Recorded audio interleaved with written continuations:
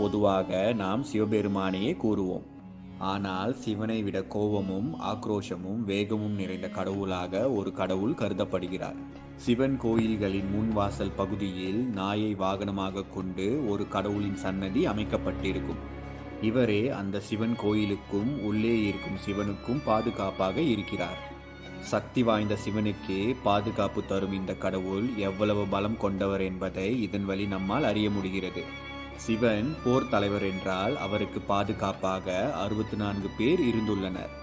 இந்த 64 பேரும் சிவனுக்கு கட்டுப்பட்டு சிவனுக்கு இணையாக சக்தியை படைத்தவர்கள்.